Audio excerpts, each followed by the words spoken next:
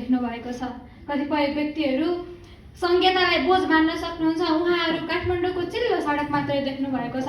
तर जसले जुम्लाको गाउँमा पहिलो पटक डाक्टर देखियो, जसले मधेसको देहातमा पहिलो पटक आफ्नै भाषा बोल्ने सरकार देख्यो, उसलाई सोध्नुहोस् संहिता अवसर कि अवरोध भनेर। धन्यवाद कार्यक्रम सञ्चालकज्यू।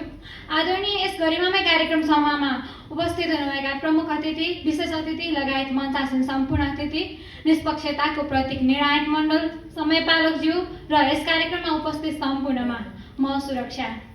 आज म केवल सुरक्षाको रूपमा नभएर जुम्ला जस्तो दुर्गम क्षेत्रकी छोरीका रूपमा यहाँहरू समक्ष उपस्थित भएकी छु।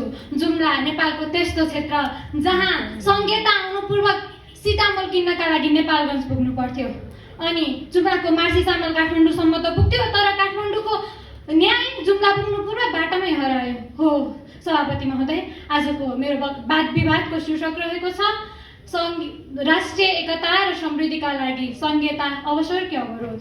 यही शीर्षकको पक्षबाट म मेरा तर्कहरू प्रस्तुत गर्न चाहन्छु र वास्तवमै पनि संहिता मेरो लागि अवसर बन्न पुगेको छ। राष्ट्रिय एकता केवल यो एउटा रङ होइन, यो विविधताको रङले बनेको सुन्दर इन्द्रेणी हो।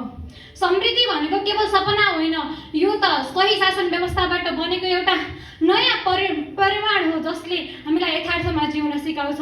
संहिताले राष्ट्रिय एकता र समृद्धिलाई अगाडि बढाउन टेवा पुर्याइरहेको हुन्छ अनि संहितालाई हामीले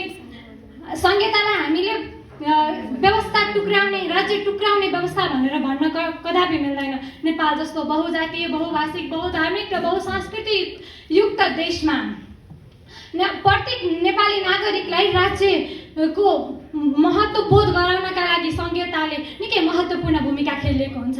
अचेल हामी प्रत्येक व्यक्ति भन्ने गर्छौँ नि, अचेल गाउँमा सिंहदरबार पुगेको छ। त्यो कति बेलादेखि?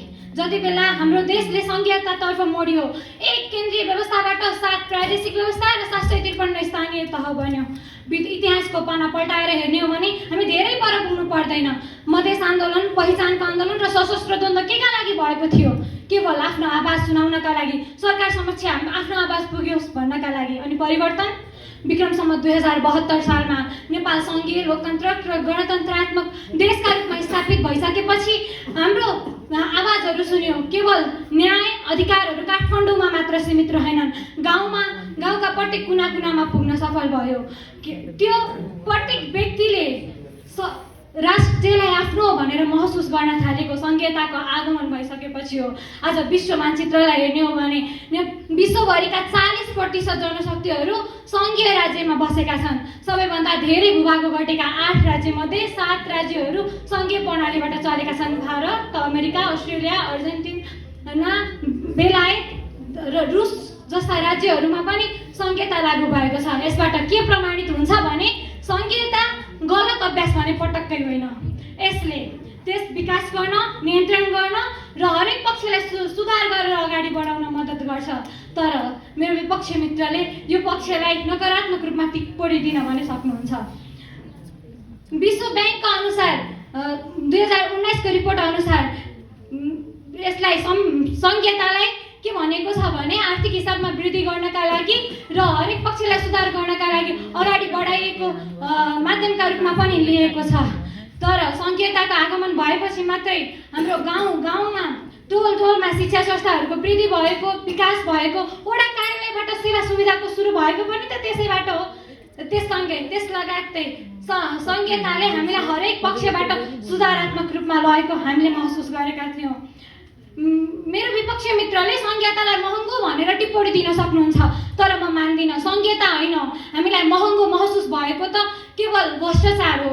भ्रष्टाचार र नेतृत्वमा आउने व्यक्तिहरूले गरेको केही कमजोरीहरू हो। किनकि संहिता आफैमा गलत हुन सक्दैन, तर व्यक्ति गलत हुन पनि सक्छ। यदि संहिता नै व्यवस्था नै गलत हुन्थ्यो भने विगतमा युगेसबियामा भएको सङ्घीय प्रणाली बिथोलिने बित्तिकै त्यो देशको नक्सा नै चेदिन पुग्यो भने यता स्विजरल्यान्डमा 4 भाषा थिए, विभिन्न संस्कार संस्कृति थिए, आफ्नो देशको सङ्घीयता बचाउन सकेकै कारण त त्यो देश अगाडि बढेको हो। त्यसैले अन्त्यमा म के भन्न चाहन्छु भने संहिता आफैमा गलत कदापि छैन।